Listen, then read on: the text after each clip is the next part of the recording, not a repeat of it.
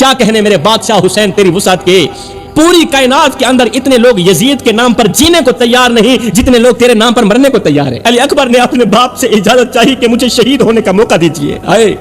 یہ وہ بیٹا تھا جسے بچپن سے اپنی آنکھوں کے سامنے پروان چڑھتے دیکھا تھا، یہ وہ بیٹا تھا جس کی آواز سن کر نانا رسول کی یاد تازہ ہو جاتی تھی۔ لوگ اپنے گھروں میں ٹھنڈا پانی پی رہے تھے مگر کربلا میں ننھے ننھے بچے خشک ہونٹوں پر زبان پھیر رہے تھے۔ حکم جاری ہوا کہ حسین کے خیموں تک پانی نہیں پہنچنا چاہیے۔ ساری دنیا پانی پی رہی تھی مگر نبی کا نواسا پانی کی ایک بوند کے لیے ترس رہا تھا۔ اس سر کو تو میرے نانا محمد نے عزت بخشی ہے، یہ سر میں ایک شرابی کے آگے کیسے جھکا سکتا ہوں؟ ان ہاتھوں کو میرے نانے محمد نے چوما ہے، ان ہاتھوں سے میں یزید کی بیعت کیسے کر سکتا ہوں؟ تاریخ کے آسمان پر کچھ ستارے ایسے بھی طلوع ہوتے ہیں جن کی روشنی صدیوں بعد بھی مدھم نہیں پڑتی، وہ صدیوں تک چمکتے رہتے ہیں۔ کچھ ہستیاں ایسی ہوتی ہیں جن کا نام لیتے ہی دل ادب سے جھک جاتا ہے، آنکھیں نم ہو جاتی ہیں، دل تو کیا میں کہتا ہوں پیشانی بھی ادب سے جھک جاتی ہے، آنکھیں نم ہو جاتی ہیں اور روح پر عجیب سی کیفیت طاری ہو جاتی ہے۔ آج ہم ایک ایسی عظیم ہستی کا ذکر کرنے جا رہے ہیں جن کی زندگی کا ہر لمحہ وفا کا پیغام تھا، جن کی سانس سانس میں نبی کریم کی خوشبو بسی ہوئی تھی، اور جن کے خون کے ایک ایک قطرے نے حق اور باطل کے درمیان ایسی لکیر کھینچ دی جسے قیامت تک کوئی مٹا نہیں سکے گا۔ یہ وہ عظیم شخصیت ہیں جنہیں رسول کریم صلی اللہ علیہ وسلم اپنے کندھوں پر بٹھایا کرتے تھے۔ میرے کریم نبی ان کو اپنے کندھوں پر بٹھایا کرتے تھے، اپنے سینے سے لگایا کرتے تھے، اور جن کے بارے میں میرے رسول کریم نے فرمایا حسن اور حسین جنتی نوجوانوں کے سردار ہیں، حسن اور حسین جنتی نوجوانوں کے سردار ہیں۔ میرے محترم بھائیو، آج کا بیان کسی عام انسان کی داستان نہیں ہے بلکہ اس شہزادے کی زندگی کا ذکر ہے جس نے حق کی خاطر اپنا سب کچھ قربان کر دیا مگر باطل کے سامنے سر نہیں جھکایا، اپنا تن من دھن سب کچھ دین کے نام قربان کر دیا، حق کے نام قربان کر دیا مگر باطل کے سامنے، یزید کے سامنے، جھوٹے اور مکار کے سامنے اپنا سر نہیں جھکایا۔ حضرت امام حسین علیہ السلام کی ولادت مبارک 4 ہجری میں مدینہ المنورہ میں شعبان المعظم کے مہینے میں ہوئی تھی، 4 ہجری میں۔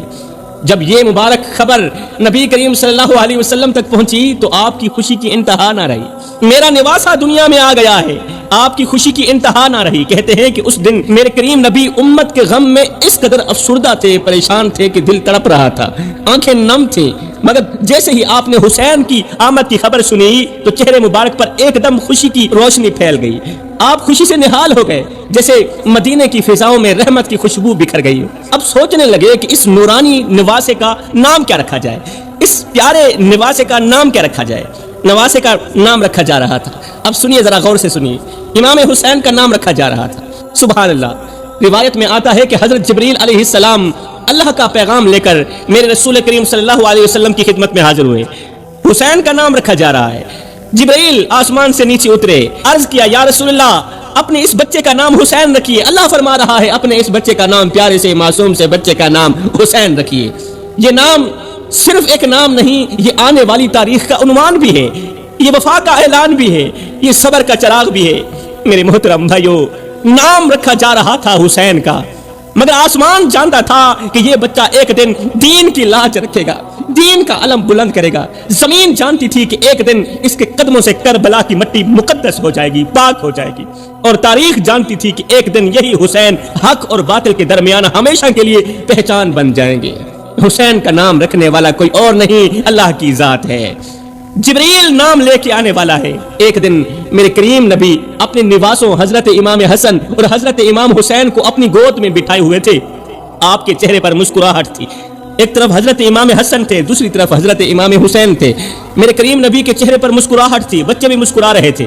ہمارے کریم نبی امام حسین کے بالوں پر ہاتھ پھیر رہے تھے، بالوں پر ہاتھ پھیر رہے تھے اور آپ کی پیشانی چوم رہے تھے، ساتھ میں گلے بھی لگا رہے تھے۔ عین اسی وقت حضرت جبریل علیہ السلام حاضر ہوئے اور عرض کی، اے اللہ کے نبی، یہ جو آپ کا حسین ہے نا، یہ جو آپ کا پیارا حسین ہے نا، یہ ایک دن کربلا کی سرزمین پر خاندان سمیت اللہ کی راہ میں سب کچھ قربان کر دے گا۔ یہ حسین 3 دن کا پیاسا رہے گا اور پیاس کی حالت میں ہی اللہ سے جا ملے گا۔ پیاس کی تاب نہ لا کر بھی صبر کا پہاڑ بنے گا۔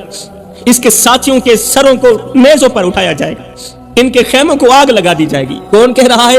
جبریل کہہ رہا ہے، میرے کریم نبی کو خبر دے رہا ہے، آنے والے وقت کی خبر دے رہا ہے، کربلا کی کہانی سنا رہا ہے۔ کون؟ جبریل کہنے لگا ان کے خیموں کو آگ لگا دی جائے گی۔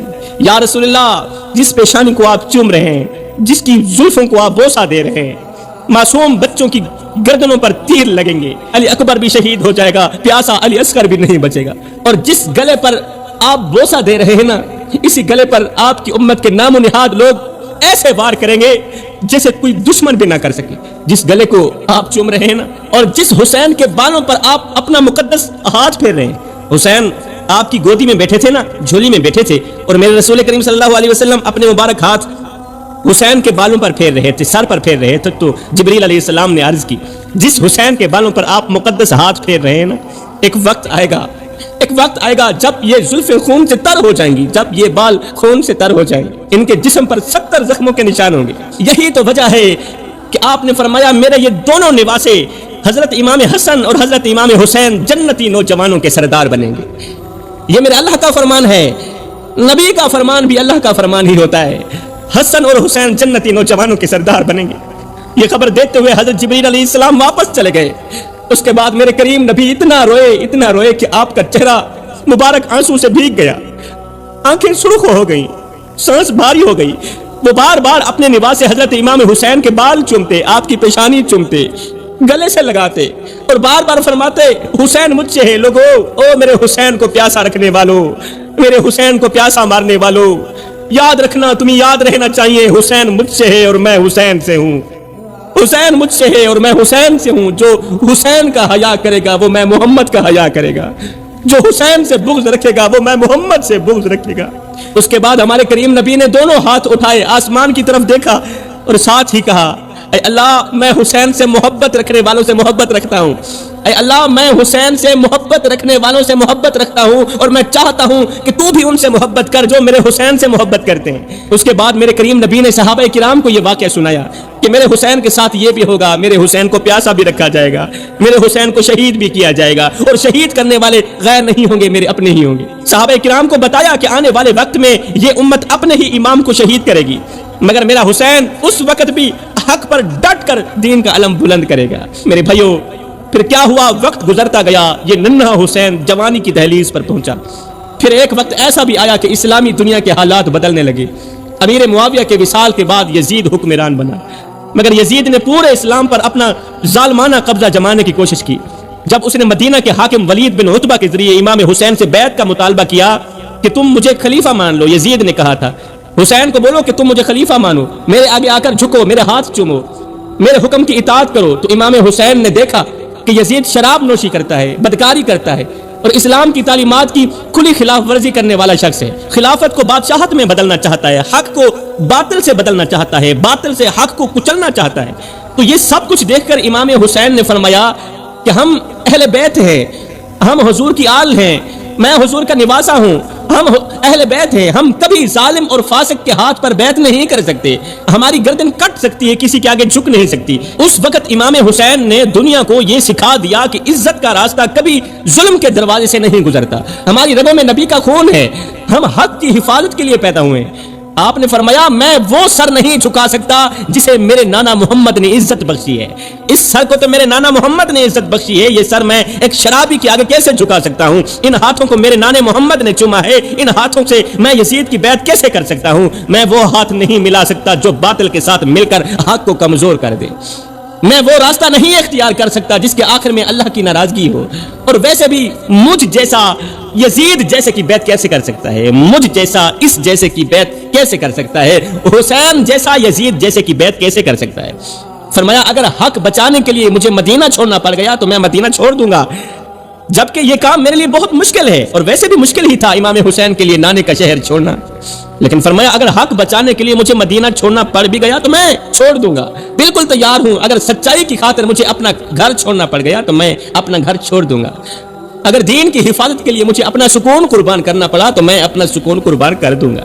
مجھے موت سے مت ڈرایا جائے، میں موت سے نہیں ڈرتا، میں اس دن سے ڈرتا ہوں جب اللہ پوچھے گا اے حسین جب دین پر آزمائش آئی تھی تو اس وقت تم کہاں کھڑے تھے؟ حق کے ساتھ کھڑے تھے یا باطل کے ساتھ کھڑے تھے؟ میرے بھائیوں، یہ الفاظ صرف جملے نہیں تھے، یہ ایک ایسی روح کی آواز تھی جس نے دنیا کو بتا دیا کہ حق والے تعداد نہیں دیکھتے، حق والے اپنا انجام نہیں دیکھتے، حق والے صرف اللہ کی رضا ہی دیکھتے ہیں۔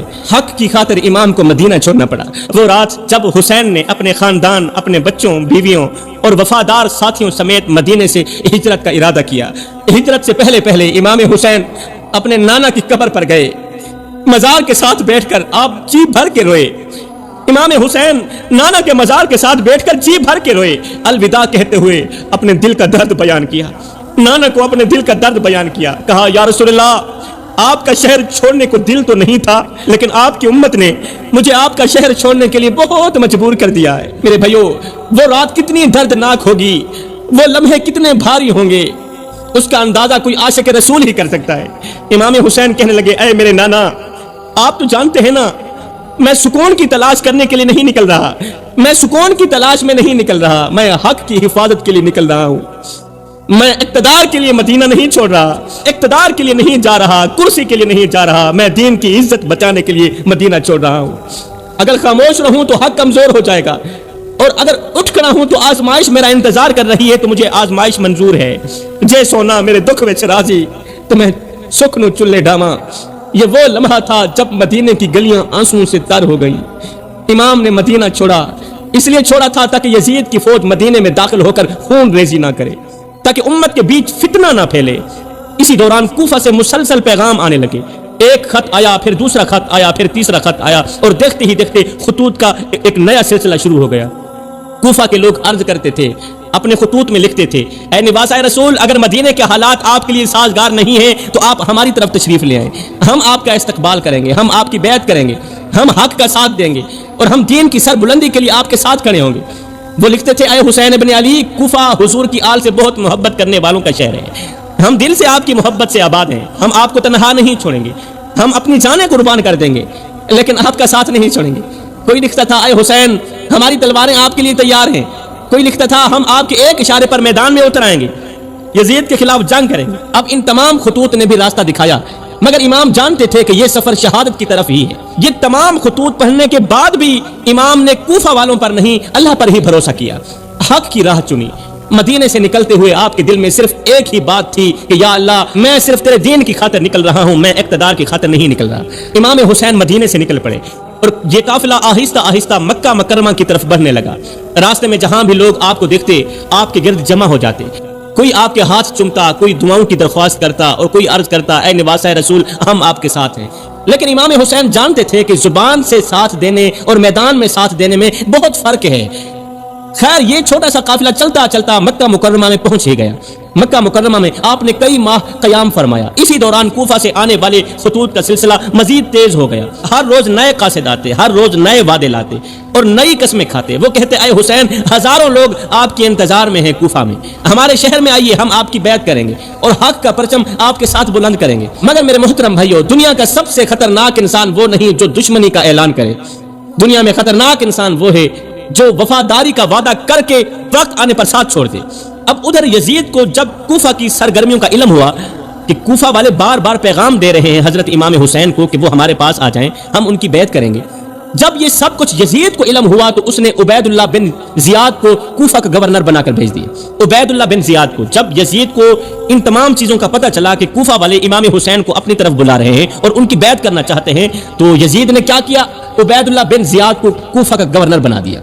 عبید اللہ بن زیاد یزید کا چیلا تھا، اس کے گورنر لگتے ہی حالات بدلنے لگے، دھمکیاں دی گئیں، لوگوں کو ڈرایا گیا، جان سے مارنے کی دھمکیاں دی گئیں، بچوں کو ذبح کرنے کی دھمکیاں دی گئیں۔ عبید اللہ بن زیاد نے کہا، اگر تم لوگوں نے حسین کا ساتھ دیا، تمہارے بچوں کو تمہارے سامنے قتل کر دیا جائے گا۔ آہستہ آہستہ لوگ پیچھے ہٹنے لگے حضرت امام حسین سے، اور ادھر سے حضرت امام حسین کا قافلہ مکہ سے کوفہ کی طرف روانہ ہو چکا تھا۔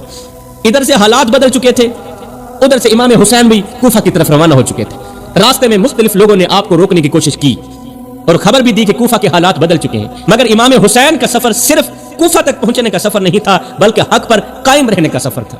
اس لیے حضرت امام حسین نے فرمایا کہ جو حق کے راستے پر چلتا ہے وہ اللہ کے فیصلے پر راضی ہی رہتا ہے۔ اس طرح یہ قافلہ آگے بڑھتا رہا اور تقدیر اس قافلے کو آہستہ آہستہ اس میدان کی طرف لے جا رہی تھی جسے دنیا آج کربلا کے نام سے جانتی ہے۔ حضرت امام حسین کا قافلہ جا رہا تھا، اچانک آپ کا سامنا حر بن یزید کے لشکر سے ہوا۔ ہر ایک سپہ سالار تھا جسے حکم دیا گیا تھا کہ امام حسین کے قافلے کو ہرگز کوفہ نہیں پہنچنے دیا جائے۔ جب دونوں قافلے آمنے سامنے ہوئے، ایک طرف یزید کا اور دوسری طرف امام حسین کا قافلہ، دونوں آمنے سامنے ہوئے تو ایک عجیب منظر تھا۔ ایک طرف نواسہ رسول تھے اور دوسری طرف وہ لوگ تھے جو حکومت کے حکم پر راستہ روکنے آئے تھے۔ مگر میرے بھائیو، امام حسین کے اخلاق دیکھیے۔ جب ہر کے لشکر کو پیاس لگی تو امام حسین نے اپنے ساتھیوں کو حکم دیا کہ ان سب کو پانی پلایا جائے، کیوں ان کو پیاس لگی ہے، حتیٰ کہ ان کے گھوڑوں کو بھی پانی پلایا گیا۔ یہ وہ لوگ تھے جو امام حسین سے بغاوت کرتے تھے، امام حسین کا راستہ روکنے آئے تھے، یوں سمجھو کہ دین حق کا راستہ روکنے آئے تھے۔ جب امام حسین نے ان کے چہروں پر پیاس کے آثار دیکھے تو فرمایا ان کو بھی پانی پلاؤ، ان کے گھوڑوں کو بھی پانی پلاؤ۔ یہ تھا میرے حسین کا کردار، یہ تھا میرے حسین کا ظرف، یہ تھا میرے حسین کا اخلاق۔ اس کے باوجود بھی ہور نے کہا کہ مجھے یزید کی طرف سے حکم ہے کہ میں آپ کو واپس بھی نہ جانے دوں اور کوفہ بھی نہ پہنچنے دوں، واپس بھی نہ جانے دوں اور کوفہ بھی نہ پہنچنے دوں۔ یہ سن کر حضرت امام حسین نے فرمایا افسوس، تم ہی لوگوں نے تو خط بھیجے تھے، خطوط لکھے تھے، تم نے ہی تو مجھے بلایا تھا اور آج تم ہی راستہ روک رہے ہو۔ مگر حالات اب بدل چکے تھے، حکم حکومت کا تھا اور ہر اس حکم کا پابند تھا، حکم یزید کا تھا اور سپہ سالار یزید کے حکم کا پابند تھا۔ چنانچہ اس قافلے کا رخ اس طرف موڑ دیا گیا جہاں نہ کوئی شہر تھا، نہ کوئی آبادی، نہ کوئی پناہ گاہ۔ آخرکار 2 محرم 61 ہجری کو حضرت امام حسین کا قافلہ ایک سنسان میدان میں پہنچا، ایک سنسان میدان میں پہنچا۔ حضرت امام حسین نے پوچھا کہ اس زمین کا نام کیا ہے؟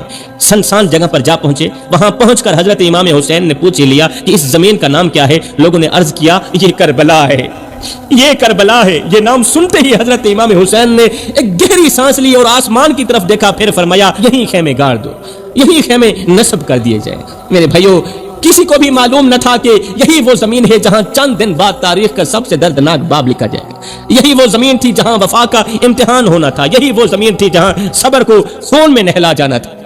میرے محترم بھائیو، جب حضرت امام حسین نے کربلا کی سرزمین پر خیمے نصب کر لیے تو ابتدا میں حالات اگرچہ مشکل تھے مگر ابھی آزمائش کی انتہا باقی تھی۔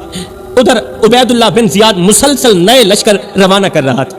ہر گزرتے دن کے ساتھ دشمنوں کی تعداد بڑھتی جا رہی تھی اور حسین کے ساتھیوں کی تعداد وہی کی وہی تھی۔ ایک طرف ہزاروں تلواریں جمع ہو رہی تھی، دوسری طرف چند وفادار لوگ تھے جو اپنے امام کے گرد کھڑے تھے، اپنے امام کے ساتھ کھڑے تھے۔ پھر ایک وقت آیا جب عمر بن سعد ایک بڑے لشکر کے ساتھ کربلا پہنچا۔ اس نے امام حسین کے خیموں کا محاصرہ کر لیا، بڑے لشکر کے ساتھ، سب کے ہاتھوں میں تلواریں تھیں، بہت بڑا لشکر تھا۔ اس نے امام حسین کے خیموں کا محاصرہ کر لیا۔ میرے بھائیو، امام حسین جنگ نہیں چاہتے تھے، امن چاہتے تھے، جنگ نہیں چاہتے تھے۔ آپ نے بار بار فرمایا مجھے واپس جانے دو، واپس جانے دو، یا مجھے کسی ایسی سرحد پر جانے دو جہاں میں اسلام کی خدمت کر سکوں، نانا کے دین کو بچا سکوں۔ لیکن باطل کو جنگ ہی چاہیے تھی، یزید کو شرارت ہی چاہیے تھی، یزید کو شیطانیت ہی چاہیے تھی، یزید کو خون ہی چاہیے تھی۔ کیوں؟ اس لیے کہ یزید کو حق کی آواز ہمیشہ کے لیے خاموش کرنی تھی۔ بات چیت کے تمام دروازے ایک ایک کر کے بند کیے جانے لگے۔ پھر وہ دن آیا جسے سن کر آج بھی دل کانپ اٹھتا ہے۔ فرات کا پانی جو سب کے لیے بہ رہا تھا، اس پانی پر پہرے دار بٹھا دیے گئے۔ حکم جاری ہوا کہ حسین کے خیموں تک پانی نہیں پہنچنا چاہیے۔ ساری دنیا پانی پی رہی تھی مگر نبی کا نواسہ پانی کی ایک بوند کے لیے ترس رہا تھا۔ دریا چند قدم کے فاصلے پر تھا مگر پیاسے ہونٹوں تک ایک قطرہ بھی نہیں پہنچ سکتا تھا۔ ایک طرف فرات کی لہریں بہ رہی تھیں، دوسری طرف رسول کریم صلی اللہ علیہ وسلم کے گھرانے کے بچے پیاس سے بلک رہے تھے۔ لوگ اپنے گھروں میں ٹھنڈا پانی پی رہے تھے مگر کربلا میں ننھے ننھے بچے خشک ہونٹوں پر زبان پھیر رہے تھے۔ آسمان یہ منظر دیکھ رہا تھا، زمین یہ منظر دیکھ رہی تھی مگر انسانیت کا دل جیسے پتھر بن چکا تھا اور حسین صبر کے ساتھ اپنے رب کی رضا پر راضی کھڑے تھے۔ دن گزرتے گئے، پیاس بڑھتی گئی اور خیموں سے بچوں کی آوازیں آنے لگی، پانی کا ایک گھونٹ ہو تو دے دو۔ خیموں کے اندر سے بچوں کی آوازیں آنے لگی، پانی کا ایک گھونٹ ہو تو دے دو۔ یہ آواز سن کر وفادار ساتھیوں کے دل ٹوٹ جاتے تھے، پانی پانی کی صدا سن کر وفادار ساتھیوں کے دل ٹوٹ جاتے تھے مگر اس سب کے باوجود بھی امام حسین کے چہرے پر صبر تھا۔ آپ جانتے تھے ان اللہ مع الصابرین، اللہ تعالیٰ صبر کرنے والوں کے ساتھ ہے۔ آپ کے لہجے میں شکوہ نہیں تھا، آپ کے لہجے میں شکوہ نہیں تھا اور آپ اپنے ساتھیوں کو بار بار حوصلہ دے رہے تھے، صبر کرو، صبر کرو، اللہ صبر کرنے والوں کا ساتھی ہے، اللہ صبر کرنے والوں کا دوست ہے۔ میرے بھائیو، اب کربلا صرف ایک میدان نہیں رہی تھی، اب یہ حق اور باطل کے درمیان آخری امتحان گاہ بن چکی تھی۔ ایک طرف طاقت تھی، دوسری طرف سچائی تھی، ایک طرف ہزاروں کی فوج تھی، دوسری طرف حسین اور ان کے وفادار ساتھی تھے، اور تاریخ خاموش کھڑی اس لمحے کا انتظار کر رہی تھی جب قربانی کا سب سے عظیم باب شروع ہونے والا تھا۔ 10 محرم کا سورج طلوع ہوا تو تو کربلا کی سرزمین گواہی دینے کے لیے تیار کھڑی تھی کہ آج تاریخ کا ایک ایسا دن آنے والا ہے جسے دنیا قیامت تک یاد رکھے گی۔ امام حسین کے وفادار ساتھی ایک ایک کر کے میدان میں اترتے گئے، ہر طرف سے آزمائش بڑھتی جا رہی تھی، مگر حضور کے نواسے کے قدم حق سے نہ ہٹے۔ روایت میں آتا ہے کہ حضرت علی اکبر میدان میں جانے کی اجازت لینے کے لیے حضرت امام حسین کے سامنے حاضر ہوئے، میدان میں شہید ہونے کے لیے آپ اجازت لینے کے لیے حاضر ہوئے۔ یہ وہ نوجوان تھے جو لوگوں کو رسول اللہ کی یاد دلایا کرتے تھے۔ بیٹے نے باپ سے اجازت چاہی، علی اکبر نے اپنے باپ سے اجازت چاہی کہ مجھے شہید ہونے کا موقع دیجیے۔ آئے یہ وہ بیٹا تھا جسے بچپن سے اپنی آنکھوں کے سامنے پروان چڑھتے دیکھا تھا، یہ وہ بیٹا تھا جس کی آواز سن کر نانا رسول کی یاد تازہ ہو جاتی تھی۔ کہتے ہیں کہ ایک لمحے کے لیے باپ کی محبت اور دین کی ذمہ داری آمنے سامنے آ کھڑی ہوئی، نگاہیں بیٹے کے چہرے پر تھیں اور دل میں جدائی کا درد موجزن تھا۔ پھر امام حسین نے اپنے بیٹے علی اکبر کو سینے سے لگایا، اس کے سر پر شفقت بھرا ہاتھ پھیرا اور دعاؤں کے ساتھ رخصت کیا، گویا ایک باپ اپنے دل کا ٹکڑا میدان کی طرف بھیج رہا تھا، شہید ہونے کے لیے بھیج رہا تھا۔ پھر اہل بیت کے دوسرے افراد اور وفادار ساتھی بھی ایک ایک کر کے قربانی پیش کرتے گئے۔ کربلا کی ریت ان کے خون سے رنگین ہوتی گئی، مگر وفا کا پرچم بلند رہا۔ اے حسین تیری جرأت کو سلام، وفا کا پرچم نیچے نہیں گرنے دیا، بلند ہی رکھا۔ وقت گزرتا گیا، ساتھی کم ہوتے گئے، شہید ہوتے گئے، شہید ہوتے ہوتے آخرکار سب شہید ہو گئے۔ آخرکار وہ لمحہ بھی قریب آ گیا جب امام حسین خود میدان میں تشریف لے گئے۔ آپ نے صبر، استقامت اور حق پر قائم رہنے کی ایسی مثال قائم کی جس کی نظیر تاریخ میں بہت ہی کم ملتی ہے۔ آپ نے ظلم کے سامنے سر نہ جھکایا، باطل کے آگے سمجھوتا نہ کیا اور حق کی خاطر اپنی جان قربان کر دی۔ آگے دشمن، پیچھے دشمن، دائیں دشمن، بائیں دشمن، حسین کی تلوار چل رہی ہے، یزیدیوں کے گلے کاٹ رہی ہے۔ اب اس تلوار کو کوئی نہیں روک سکتا، اب اس تلوار کو کوئی نہیں روک سکتا، مگر اچانک میرے پیر امام حسین کی تلوار رک گئی۔ اچانک امام حسین کی تلوار رک گئی، کیوں؟ اس لیے کہ نماز کا وقت ہو گیا تھا۔ آہا، نماز کا وقت ہو گیا تھا۔ امام حسین نماز کے لیے کھڑے ہو گئے، قیام کیا، رکوع کیا۔ جب سجدے میں گئے تو مسکرا کر کہنے لگے، مالک تجھے راضی کرنے کے لیے میں نے اپنا سب کچھ کیا، بتا تو صحیح تو بھی حسین پہ راضی ہوا ہے کہ نہیں ہوا؟ 10 محرم 61 ہجری کو کربلا کی سرزمین پر حضرت امام حسین کو شہید کر دیا گیا۔ مگر میرے بھائیوں، شہید تو جسم ہوتا ہے، اصول نہیں ہوتا۔ تلواریں جسم کو زخمی کر سکتی ہیں مگر حق کے پیغام کو ختم نہیں کر سکتی۔ اس لیے آج صدیوں بعد بھی حضرت امام حسین کا نام زندہ ہے، ان کی قربانی زندہ ہے، اور کربلا کا پیغام زندہ ہے کہ حق کے لیے کھڑا ہونا پڑے تو تعداد نہیں دیکھی جاتی، صرف اللہ کی رضا ہی دیکھی جاتی۔